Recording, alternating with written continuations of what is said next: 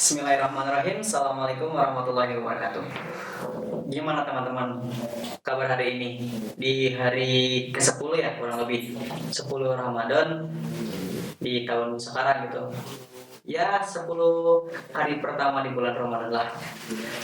Gimana? Aman kan puasanya? Tidak ada yang batal ataupun bolong-bolong? Harapannya sih enggak, karena eh baru ke-9 ini kan ya jarang gitu ya kita mendapat momen-momen bulan Ramadan seperti ini. Enggak tahu kan di bulan berikutnya apa kita masih mendapatkan apa ibaratkan mendapatkan kesempatan mendapatkan bulan Ramadan, bertemu bulan Ramadan kembali atau enggak. Jadi maksimalkan di bulan Ramadan sekarang. Dan oh iya, perkenalkan terlebih dahulu. Saya Fauji gitu ya. Selamat datang di channel Ekomit. Hari ini atau sekarang mungkin karena momennya bulan Ramadan ya, saya lebih pengen sharing sih ke teman-teman gitu. Ya bukan sharing aja sih, berbagi informasi ya sedikitnya yang saya ketahui lah gitu ya. Jadi kalaupun teman-teman nanti ada yang lebih diketahui, punya saran dan segala macamnya, mungkin bisa disaringkan melalui apa? Melalui komen-komentar. Jadi bisa disaringkan di sana.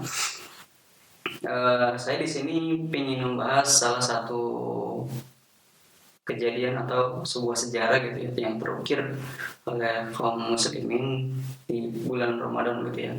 Tepatnya mungkin sekitar 17 Ramadan pada tahun kedua Hijriah. Ada momen perang Badar gitu ya. Yang udah bisa kita tahu gitu ya. Ada perang Badar yang itu tuh perang antara kaum Quraisy dan orang muslimin gitu ya. Ya karena awal mulanya terjadinya perang Badar itu sebelumnya Rasulullah mendengar kabar bahwasanya ada kafilah dagang dari Makkah yang akan pergi ke Syam. Rasulullah luput atas ini, bukan luput sih, mereka kafilah dagang ini lepas dari pengawasan kaum muslimin sehingga kafilah dagang yang dipimpin oleh Abu Sufyan ini akan balik lagi atau kembali lagi ke Mekah. Rasulullah sebelumnya telah mengutus Thalha bin Ubaidillah dan Sa'id bin Zaid untuk mengawasi di salah satu bukit gitu ya, untuk mengawasi kafilah dagang Abu Sufyan apakah sudah atau akan kembali ke Syam, dari Syam ke Mekah atau belum, sehingga pada satu momen bahwasanya kafilah dagang Abu Sufyan akan kembali ke Mekah, sehingga Said bin Zaid dan Thalha bin Ubaidillah ini akhirnya mengirimkan pesan buru-buru gitu ya, secepatnya kepada Nabi Muhammad SAW bahwasanya pasukan Abu Sufyan dan kafilah dagangnya akan kembali ke Mekah gitu ya. Sehingga tersampailah kepada Rasulullah. Akhirnya Rasulullah pun menyampaikan ini juga kepada orang-orang Muhajirin dan Ansor gitu ya, bahwasanya ada kafilah dagang besar gitu ya, bukan kafilah dagang besar, ada kafilah dagang yang mereka itu membawa sangat banyak harta gitu ya. Dan ini membawa kurang lebih itu adalah 1.000 onta dan 5.000 5.000 dinar emas gitu, yang ini hanya dikawal oleh kurang lebih itu adalah 40 orang.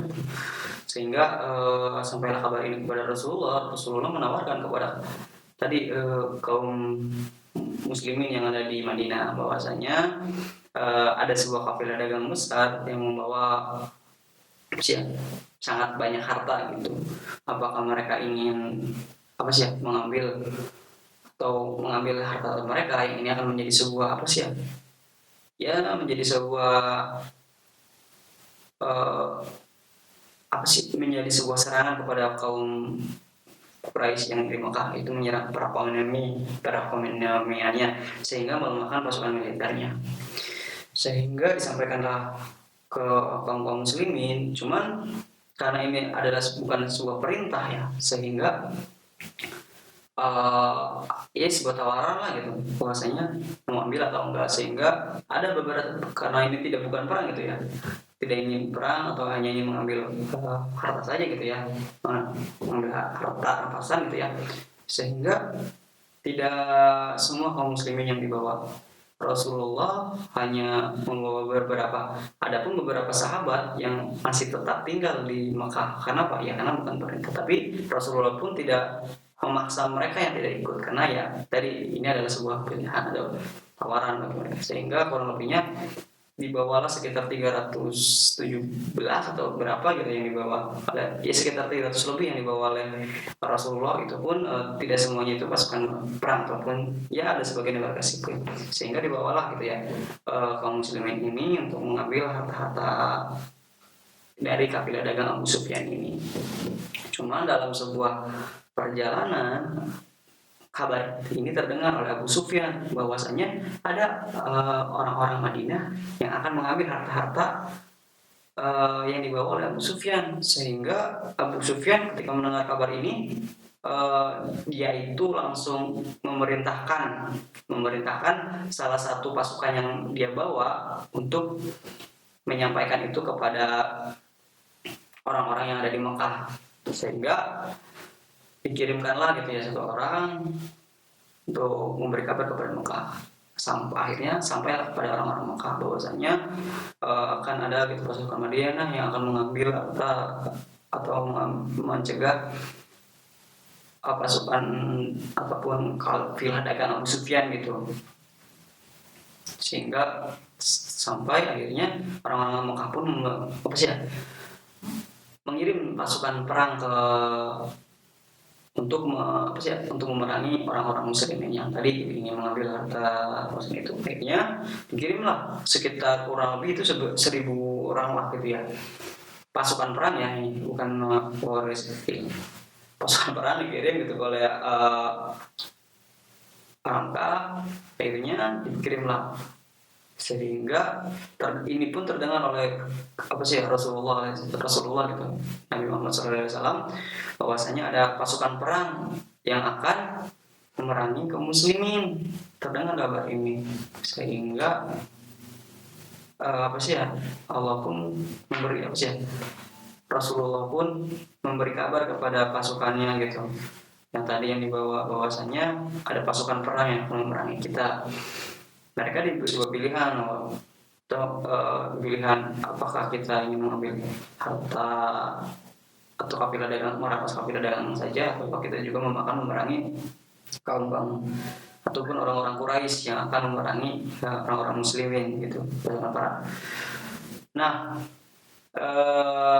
akhirnya yang dia ambil itu keputusannya itu ya udahlah gitu sekalian, karena ini adalah sebuah perintah juga bahwasanya untuk memerangi untuk memerangi orang-orang Mekah juga gitu ya, pasukan perang. Udah akhirnya mereka juga bukan hanya mengambil raya Abu Sufyan kafilah dagang Abu Sufyan, mereka juga akhirnya memutuskan untuk melawan orang-orang Quraisy gitu yang membawa pasukan perang itu. Sehingga di satu momen tidak semuanya orang-orang muslimin itu ibaratkan mau gitu ya. Ada sebagian bahwasanya ya gimana gitu ya, kemanusiaan namanya manusia ya. Awalnya mereka tidak ingin perang, mereka pun tidak membawa perlengkapan perang yang lengkap lah gitu ya, seadanya, karena tujuan mereka bukan perang tapi mengambil harta yang dibawa kafilah dagang Abu Sufyan itu sendiri gitu. Sehingga yang dibawanya tadi ya tidak semua pasukan perang, tapi ada pun beberapa warga sipil. Nah, walaupun sudah seperti itu, akhirnya mereka pun mengikhlaskan ataupun taat kepada perintah Allah dan Rasulnya untuk memerangi kaum Quraisy, pasukan perang Quraisy yang dibawa dari Makkah itu sendiri. Sehingga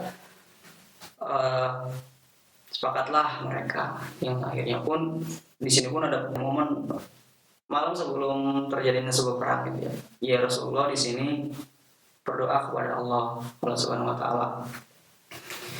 Ya, doa yang mungkin sudah pernah dengar yang intinya seperti ini. Ya Allah, menangkanlah pasukan ini yang ya sedikit ini gitu ya. Jika Engkau tidak memenangkan pasukan ini, maka tidak akan ada lagi yang akan memperjuangkan atau menyembahmu gitu. Rasul pun di sini berdoa sambil menangis sepanjang malam dan segala macamnya gitu ya. Dari sisi lain pasukan perang ini tidur, Rasulullah ini tidak. Rasulullah ini benar-benar berdoa gitu ke Allah Subhanahu wa taala, meminta bantuan dan pertolongannya. dan sampai pun kan di sisinya ada Abu Bakar gitu ya, sampai Abu Bakar pun ketika mendengarkan doa Rasulullah gitu ya, Rasulullah berdoa sampai minta seperti cukup ya Rasulullah gitu ya, Allah akan mendengar doamu, Allah akan mendengar doamu gitu ya, sehingga terjadilah gitu esok harinya, sehingga Rasulullah pun membuat sebuah strategi gitu ya, untuk membangun satu komando di salah satu tempat di sekitar Badar lah gitu ya. Kenapa perang ini disebutkan perang Badar? Karena perang ini terjadi di tempat yang namanya itu Badar ya, tempatnya itu ada di sekitar di antara Makkah dan Madinah. Di sini Rasulullah memberi strategi segala macamnya. Cuman ada salah satu sahabat Rasulullah yang mengatakan, ya Rasulullah, apakah ini adalah sebuah wahyu dari Allah untuk kita membangun pasukan di tempat ini gitu ya? Kata Rasulullah, tidak, ini adalah istihadku, atau ini adalah strategiku. Salah satu sahabat ini adalah Al-Habab bin Al-Munzir gitu ya. Koreksi teman-teman kalau salah. Nah, sahabat Al-Habab ini memberikan pendapatnya ke Rasulullah. Ya Rasulullah, jika ini adalah istihadmu atau ini adalah sebuah strategi yang kau berikan bukan dari wahyu dari Allah, apakah saya boleh memberikan sebuah saran? Sehingga ya boleh gitu kata Rasulullah, silakan kalau punya saran yang lebih baik. Akhirnya disampaikan bahwasannya kita akan lebih bagus membangun pasukan itu di sekitaran perairan gitu ya, atau sumber air, karena pasti akan lebih strategis tempatnya gitu. Ternyata pendapatnya itu secara logis dan bagus gitu ya, dan itu pun masuk dan diterima oleh Rasulullah SAW. Rasulullah tidak menindakkan gitu karena pendapatnya itu lebih baik. Akhirnya pendapat Al-Habab ini diterima oleh Rasulullah, sehingga Rasulullah pun membangun pasukan perang itu di sekitaran sumber air yang ada di Badar itu, sehingga bertemulah gitu ya dua pasukan perang ini. Pemicu mulainya perang Badar ialah ketika Al-Aswad bin Abdul Asad, kurang lebih itu gitu ya namanya, dia itu dari orang-orang Quraisy maju ke depan pasukan muslimin seraya berkata, aku akan mengambil air dari telaga kalian, atau aku akan menghancurnya, ataupun mungkin aku akan lebih baik mati karenanya. Nah, beliau mengatakan seperti itu. Hamzah bin Abdul Muthalib maju untuk meladeninya, dan terjadilah duel di antara keduanya, sehingga salah satunya itu meninggal dunia, dan peperangan itu atau duel itu dimenangi oleh Hamzah.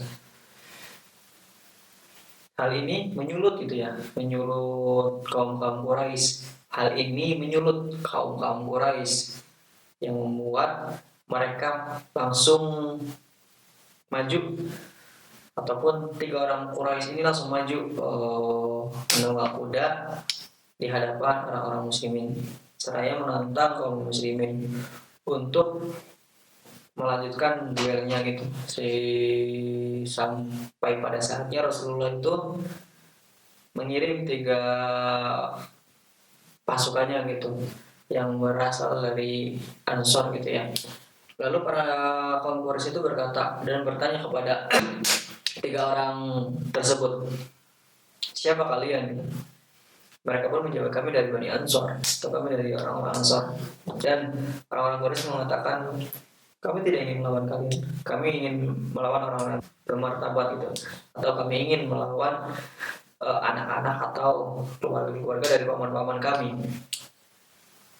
Lalu Rasulullah mendengar perkataan itu dan seraya memanggil Hamzah, Ali bin Abi Thalib, dan Ubaidah bin Al-Haris gitu, untuk maju menghadapi 3 orang Quraisy ini. Majulah mereka gitu ya.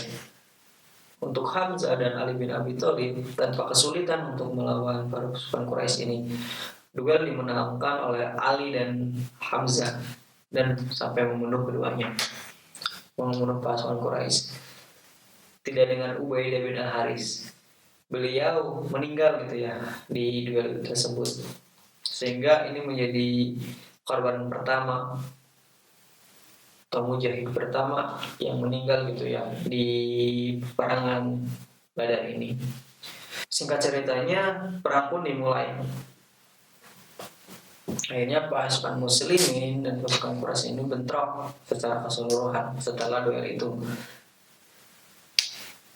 Dan pastinya kaum muslimin kewalahan. Karena apa? Yang pertama, kita sudah sebutkan bahwasanya pasukan yang dibawa kaum muslimin itu bukan pasukannya siap perang ataupun militernya gitu. Yang dibawa itu sebagian itu adalah warga sipil, bahkan para sahabat pun tidak ikut gitu. Ada yang sebagian tinggal di Madinah karena apa tadi niatnya bukan untuk perang, tapi mengambil harta yang dibawa oleh kafilah dagang Abu Sufyan. Namun tanpa disangka ada pasukan dari Mekah yang menjemput Abu Sufyan sehingga terjadilah peperangan. Ya sehingga pasti kewalahan di sini.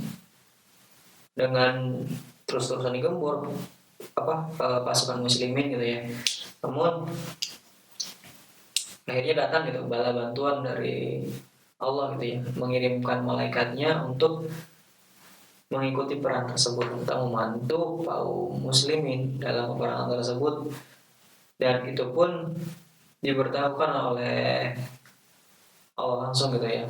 Dan Allah memberitahu gitu ke Rasulullah bahwasanya ada pasukan perang yang akan membantu Rasulullah atau membantu kaum muslimin dalam peperangan Badar ini.